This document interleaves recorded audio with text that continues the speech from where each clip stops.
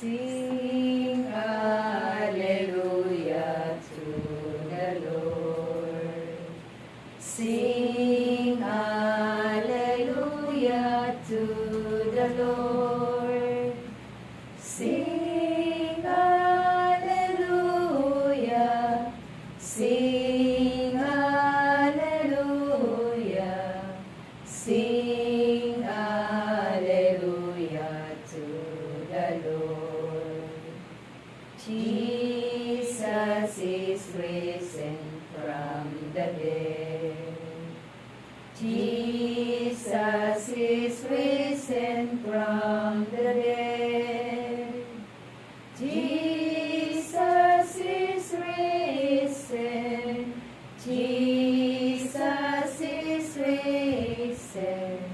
Jesus is risen from the dead.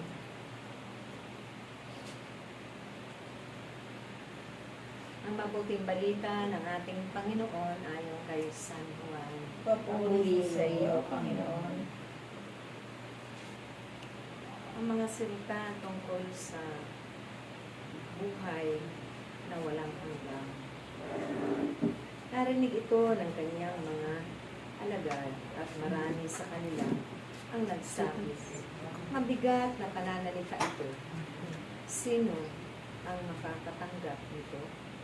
Alam ni Jesus na nagbubulong-bulungan ang kanyang mga alagad tungkol dito. Kaya't sinabi niya, dahil ba ito'y tatalikuran na ninyo ako? Gaano pa kaya kung makita ninyong umaakyat ng anak ng tao sa dati niyang pinauunan? Ang Espiritu ang nagbibigay buhay, hindi ito magagawa ng laman. Ang mga salitang sinabi ko sa inyo ay Espiritu at buhay, ngunit may ilan sa inyo hindi nananalig sa akin.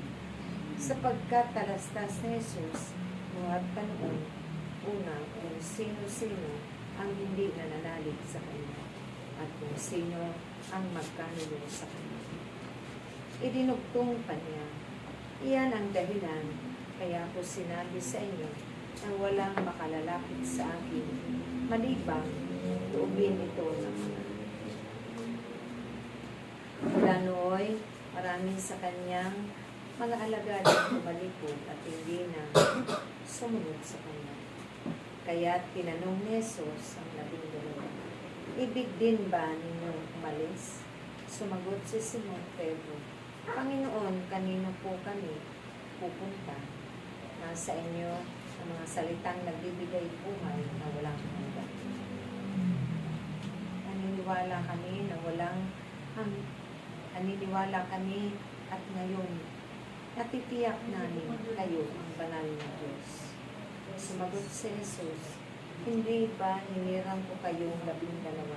Sa kabila no'y Diablo ang isa sa inyo.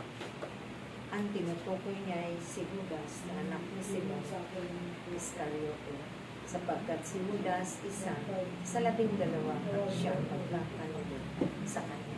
Mga kapatid, ito po ang mabuting balita ng ating Panginoon.